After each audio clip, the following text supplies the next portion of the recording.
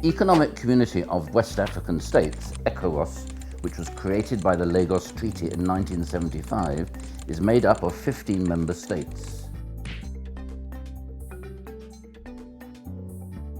Among its objectives is the creation of a single community market and a customs union. Inter-regional trade in West Africa is one of the lowest in the world, currently placed at 12% of total trade. This is due to several challenges such as lack of adequate infrastructure, poorly implemented trade policies, and corruption amongst others. At the moment, as it stands, regional trade levels are very, very low in this region, particularly compared to the rest of the world. Nigeria's trade with Ghana or with Cote d'Ivoire or with Niger is as low as 15–20%. This is what we mean by very low intra-regional trade. It's still very low. You also find that there is a lot of, would I call it protectionism, in terms of the willingness to actually integrate. So the trade integration, even cultural integration, is not yet at the level one would want to see it. In its current goals, ECOWAS seeks to improve the levels of intra-regional and external trade. Trade facilitation will play a major role in achieving this goal. Trade facilitation has emerged as a key factor for international trade efficiency and the economic development of countries. The primary goal of trade facilitation is to help make trade across borders faster, cheaper and more predictable while ensuring its safety and security. Un des grands problèmes qu'on avait dans la sous-région, c'était le problème de circulation des marchandises et des personnes. Try moving a container from Lagos heading to Abidjan, for instance, by road, okay? You don't even want to go there. The bad road, the multiple checkpoints you meet, the delays you have at the border. The Trade Facilitation Agreement is based on 4 pillars: transparency, simplification, harmonization, and standardization. Implementing the agreement will lower trade costs for businesses through reducing the processing time for trading transactions, the number of documents required, and improving transparency in customs procedures. At the level of the ECOWAS region, there are currently 2 instruments that contribute to the facilitation of trade in the region. These are the ECOWAS Trade Liberalization Scheme and the ECOWAS Common External Tariff. It's a program designed by the ECOWAS Commission to enable people to move freely and traders in particularly to move with their goods without tariff, without payment of duties and without quotas. It will change the volume of trade. It will help them to sell more products across the borders. And it will also help them to establish value chains within the region. So they are less dependent from the world market. They can focus more on the regional market.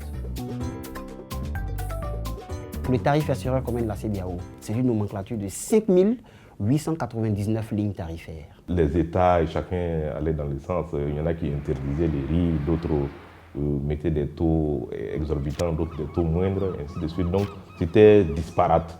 Donc le passage d'avoir des tarifs unifiés, uniques, était quand même un passage obligé, d'où les travaux qui ont été intensifiés ces dernières années qui ont permis d'adopter un tarif extérieur commun de la CEDEAO qui est entré en application et cette année, le 1er janvier 2015. On va harmoniser autant que faire se peut, selon les avantages comparatifs et faire en sorte qu'on puisse commercer entre nous et qu'on puisse faire face avec les mêmes forces donc au marché concurrentiel international.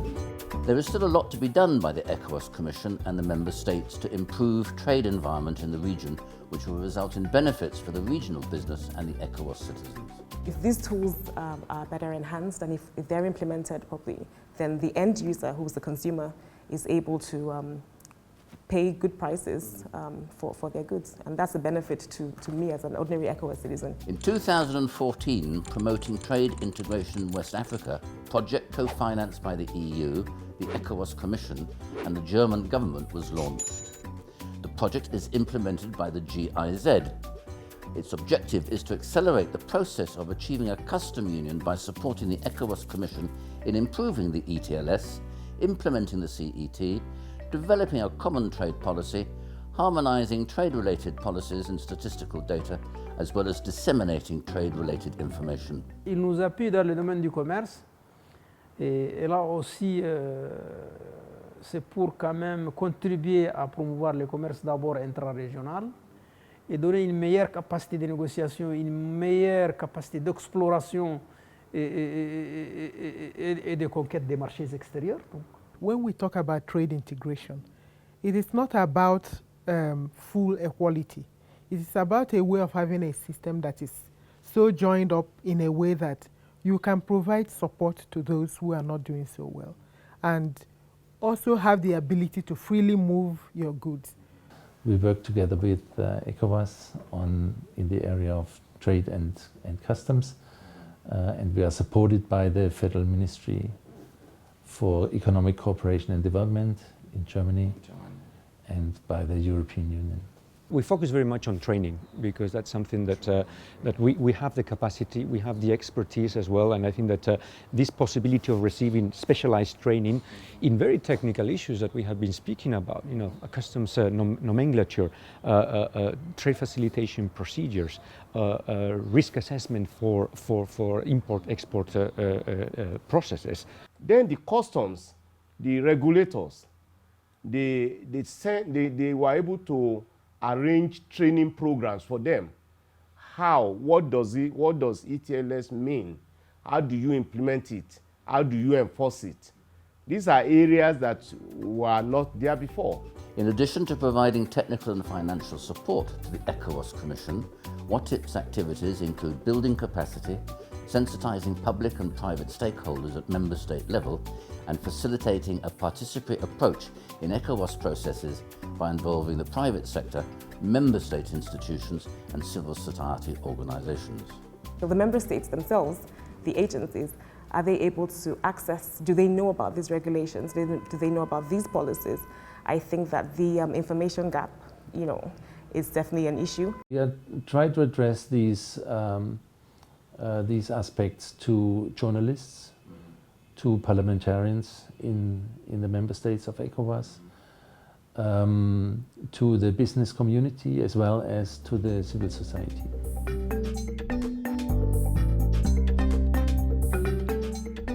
As the ECOWAS region moves towards social, political and economic development and integration, the role of trade in improving the welfare of citizens is an integral part of this process.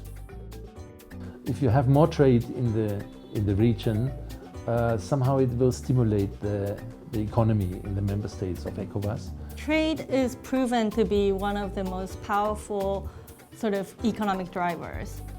We know that it creates jobs, it creates economic growth and economic development. Trade facilitation will play a key role in improving the trading environment and promoting economic growth across the region.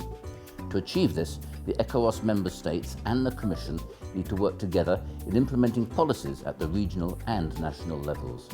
Nous sommes connus, nous sommes acceptés et il y a des attentes par rapport à nous et il y a même des appréciations, une opinion publique si vous voulez. Par rapport à nous, certains trouvent que nous ne sommes pas bons, d'autres trouvent que nous sommes excellents, d'autres ont des attentes, ils attendent tout de nous, parfois avec erreur, d'autres à juste titre. In the future, we will be investing in transport. That means the interconnection, road interconnections between ECOWAS member states, and also energy, another important shortcoming in West Africa. And amongst the small traders, we also have a lot of women that are contributing a huge share to economic development. And those women, they face on a daily basis corruption, harassment at the borders. So trade facilitation will help them to overcome these obstacles. All we need is that will, that commitment, the willingness of the people to work hard to make this happen.